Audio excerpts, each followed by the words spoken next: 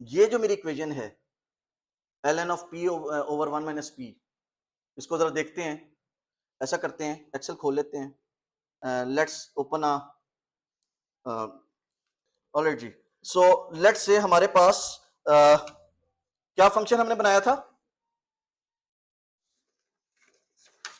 Let's say हमने क्या function बनाया था, हमने कहा था जी let's say y star is equal to coefficient 1 c1 time c का c1 प्लस सॉरी c0 जो भी जीरो उसका जीरो फिर coefficient plus coefficient 1 times age. ठीक है, सो हमारे पास कौन कौन से वेरिएबल्स है, हमारे पास एक कांस्टेंट है जिसकी वैल्यू लेट से हमने कहा जी 1 है, और एक हमारे पास एज है, लेट से हम कहते हैं जी उसकी वैल्यू हमारे पास इनके कोएफिशिएंट्स लिख लेते हैं पहले।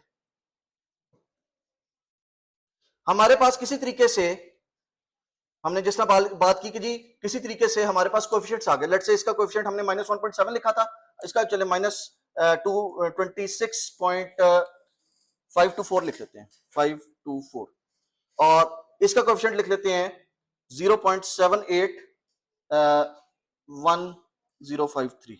बड़ा जा रहा है, इसको बड़ा कर दूं, बड़ा कर देते हैं। अच्छा, ये जो मैंने कोएफिशिएंट्स लिखे हैं, एक कांस्टेंट का कोएफिशिएंट और एक एज का कोएफिशिएंट, यानी कि C1 कांस्टेंट का कोएफिशिएंट कौन सा है, C1 है, एज का कोएफिशिएंट कौन C0 है, एज का कोएफिशिएंट क्या है, C1 है। ठीक है, सो लेट्स से मेरे पास जो वैल्यू है एज की, मेरे पास एक रिकॉर्ड है जिसकी उम्र 35 साल है। अच्छा, यहां से हमें एक और चीज भी पता चल रही है कि as the age grows there is 78% chance of increasing the in probability. ठीक है, पॉजिटिव कोरिलेशन है। ठीक है, लेट्स से हमारे पास एक रिकॉर्ड है, एक कस्टमर है जो 35 साल का है। ठीक है, 35 साल का एक कस्टमर है, तो कोएफिशिएंट की वैल्यू, कांस्टेंट की वैल्यू 1 हो जाएगी, कोएफिशिएंट की वैल्यू 35 हो जाएगी। सो अगर मेरे पास ये जो फंक्शन था, ये फंक्शन क्या है जी, y star is equal to क्या जी, मेरे पास y star c naught, what is y star is equal to, let's say यहां पे हमारे पास जो पिछली वो डॉक्यूमेंट उसमें देख लेते हैं। ये देखें y स्टार क्या था हमारा, this was ln p of 1 minus p। ठीक है, log of p into over 1 minus p, so this is, but what was p, p was this function। ठीक है, so जी फंक्शन था ना, so हम कहते हैं जी what is this is p sorry ln of p divided by 1 minus p। हाँ जी, calculate करें, है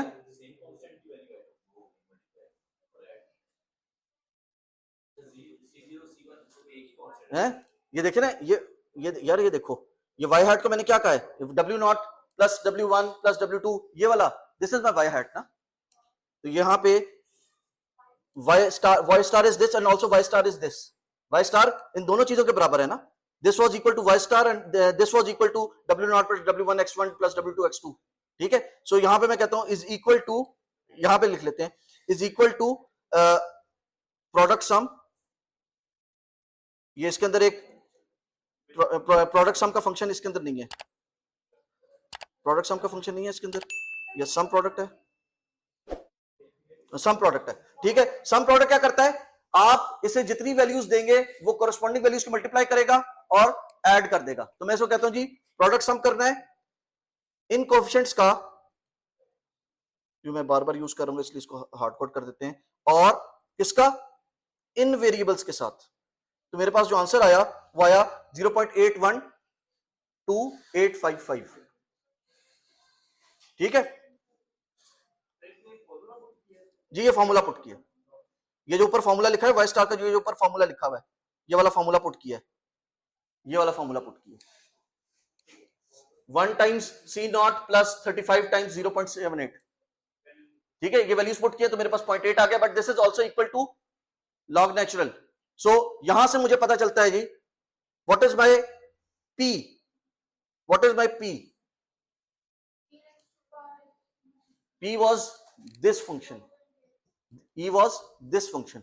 so मैं यहाँ पे P is equal to this is exp of W C1 C not लिखूं या इसको वाई स्टार लिख देते हैं, इसको वाई स्टार लिख देते हैं, y star divided by y star plus 1, ठीक है, exp of y star plus exp of y star, और यहां से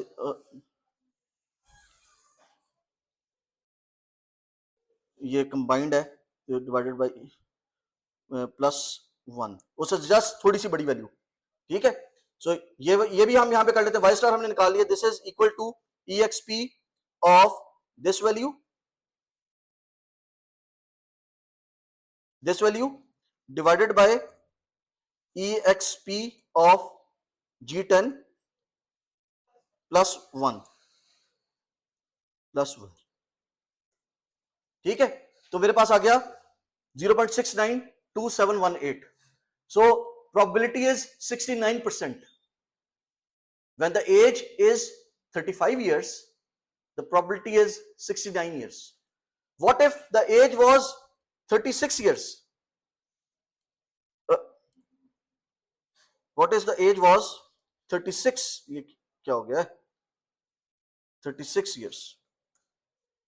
Again, this would be 1, this would be 36, and ये कैलकुलेशंस क्या हो जाएंगी? इन कैलकुलेशंस को कैरी फॉरवर्ड कर लेते हैं। यहां पे वैल्यू देखें 1 से बड़ी आई है, वाई स्टार की वैल्यू 1.5 आई है, लेकिन जिस वक्त मैंने प्रोबेबिलिटी निकाली तो 0.83 हो गई है, ठीक है। And what is the change in probability? As the number of years change, what is the change in probability? This is equal to this probability minus this probability. तो मुझे पता चला कि 13.8% चांस इंक्रीज कर जाता है when the age changes from 35 years to 36 years. एक साल चेंज होने से मेरा 13% चांस इंक्रीज हो गया। What if, let's see if it is consistent, तो 25 इयर्स और 26 इयर्स पे भी देख लेते हैं क्या 25 और 26 इयर्स के ऊपर भी यही वैल्यू आती है, और सिमिलरली 45 इयर्स और 46 इयर्स पे भी देख लेते हैं, 46 इयर्स पे भी देख लेते हैं कि क्या यही वैल्यू आती है या नहीं आती, ठीक है। इस पे भी देख लेते हैं, ठीक है। So this would be 1, this would be 1, this would be 1, this would be 1, this would be 25, this would be 26, this would be 45 and this would be 46। और यही जो मेरा फंक्शन है, इस फंक्शन को let's extrapolate, and you can see that when the age is 25 years I am at 0.0009, यानी कि 0.1%, 0.9% के ऊपर हूं मैं, I am less than 1%, और as the age changes from 36 years, 25 years to 26 years, there is only 1% change, 0.1% change in the probability that I would purchase. And similarly यहां पे value 0.99 थी, यहां पे भी 0.999 थी, यहां भी 0.999 थी, टोटल फर्क कितना है? 0.000001 का, ठीक है। तो as the person matures, it is more likely that he is going to buy.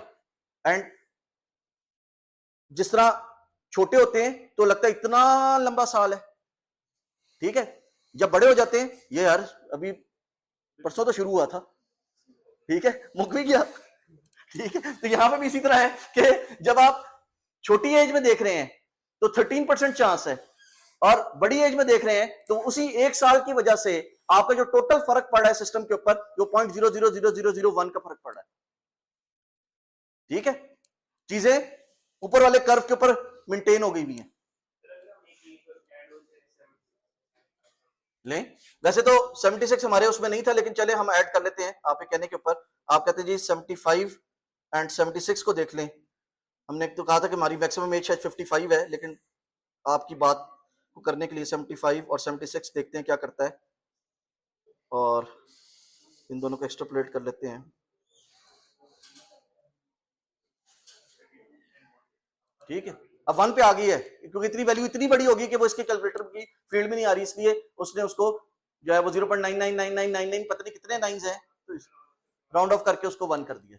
ठीक है, इसको हम अगर 55 और 56 करके देखते हैं, 55 एंड 56 करके देखते हैं, अभी भी 1 है। 40 50 और 51 करके देखते हैं। ठीक है, 50 54 करते हैं, 54 के ऊपर 1 आ गया, 53 के ऊपर क्या आता है, 52 और 51 देखें, इसका चेंज कितना है,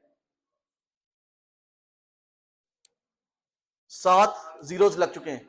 ठीक है, सो अच्छा ये तो था जब हमने बात की कि हमारा जो फंक्शन है that is dependent on only the target is dependent only on single variable of age. अगर हम जेंडर की भी बात कर लें, हम कहते हैं जी हमारे पास जो है वो जेंडर भी अवेलेबल है, और जेंडर से क्या हमारे सिस्टम पे फर्क पड़ता है वो भी हम अगर फाइंड आउट करना चाहें हम यहाँ पे, तो हमारा जो फंक्शन है इसको ये सारी चीजें इसी तरह रख लेते हैं, इसको नीचे उतार लेते हैं और हम अब इसके अंदर चेंज करते हैं। हम कहते हैं जी this is C1 times age plus C2 times gender. ठीक है, C2 टाइम्स जेंडर, और जेंडर को हम डिफाइन कर देते हैं male equal to 1 and female equal to 0। ठीक है, और यहां पे हमारे पास एक नया इंसर्ट रो अबव कर देते हैं, यहां पे हमारे पास जेंडर आ जाएगा, यहां पे हमारे पास जेंडर लेट से अब हम हमारे पास कुछ नए वेरिएबल्स हैं, दिस इज -26.4653 -26.4653, एज का जो वेरिएबल है दैट इज 0.787213 0.787213, और जो जेंडर का वेरिएबल है उसका कोएफिशिएंट है सॉरी 0.557795। ठीक है जी, कोएफिशिएंट की वैल्यूज लेट से हमारे पास किसी तरीके से आ गई हैं, कोएफिशिएंट की वैल्यूज आ गई हैं, अब हमने उसको कैलकुलेट करके देखना है।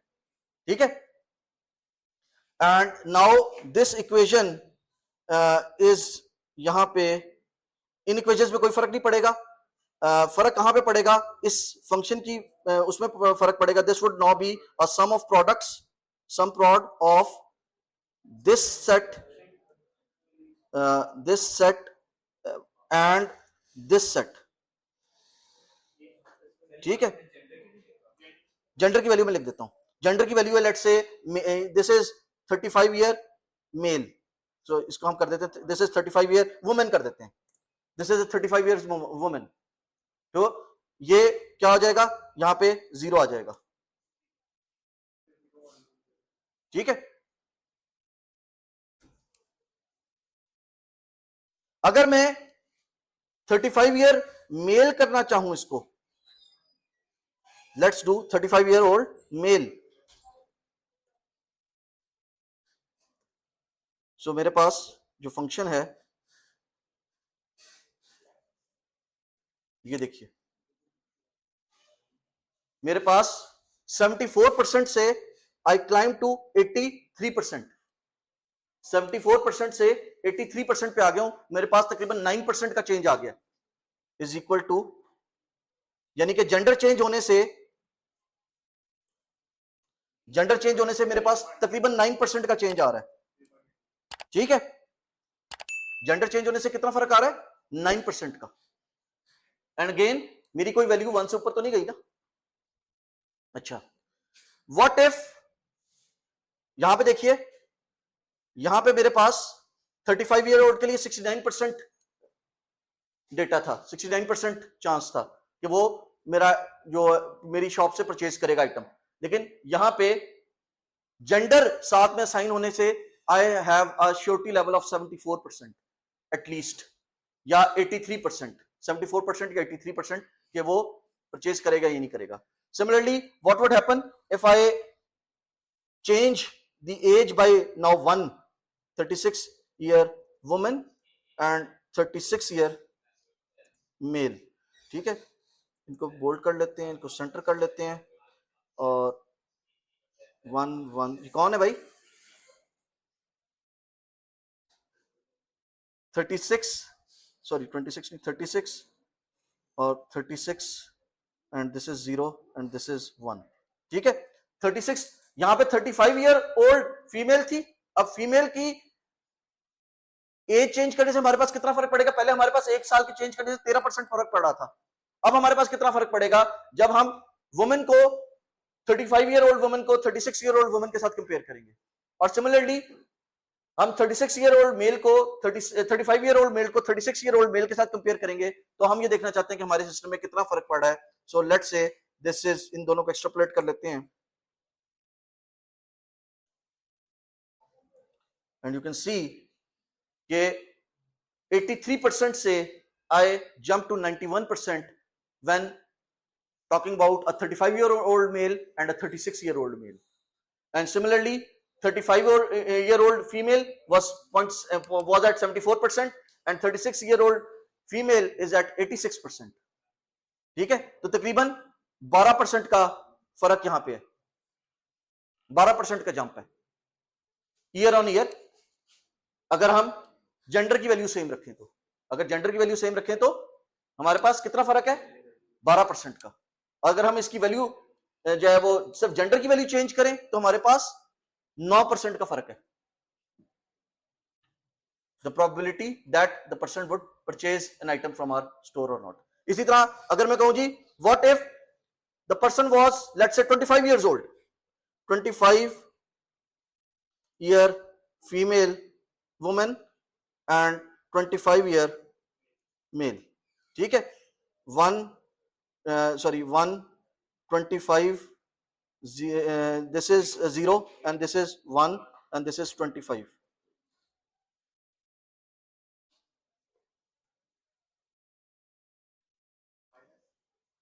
माइनस है बट उसको मैं 0.0 एक्सपोनेंशियल में लेके मैंने उसको 0 से ऊपर ले गया हूं मैं। ठीक है, उसको 0 से ऊपर ले गया हूं मैं और तकरीबन बराबर है, 0.001 का फर्क है। ठीक है, ये 0.001 है, ये 0.001 है, ये 0.0011 है, ये 0.0019 है। 1 डेसिमल ऑफ अ परसेंट का फर्क है, डेसिमल ऑफ अ परसेंट का फर्क है for 25 year old male and 25 year old female. ठीक है, तो जितने अगर मेरे पास कोई और वेरिएबल होता तो मैं उस वेरिएबल को भी बीच में ऐड कर लेता। देखो अगर आपको कहा गया, देखो गौर करें, अगर आपको कहा गया कि जी बैक ट्रैक करें तो आपने सिग्मॉइड फंक्शन के थ्रू बैक ट्रैक करके उसकी वैल्यूज अपडेट करनी है। लेकिन अगर आपको ये पैरामीटर की वैल्यूज बता दी गई हैं, थीटास की वैल्यूज बता दी गई हैं, वेट्स की वैल्यूज बता दी गई हैं, कोएफिशिएंट्स की वैल्यूज बता दी गई हैं, उनको वेट्स कहें, उनको कोएफिशिएंट्स कहें, उनको थीटास कहें, ठीक है, सेम चीज है ना। अगर आपको वैल्यूज बता दी गई हैं तो आपने उसको पुट करके वेरीफाई करना है कि value what is the probability that you would get yes or what's the probability that you would get a no. ठीक है, आपने प्रोबेबिलिटी वापस हासिल करनी है। ओके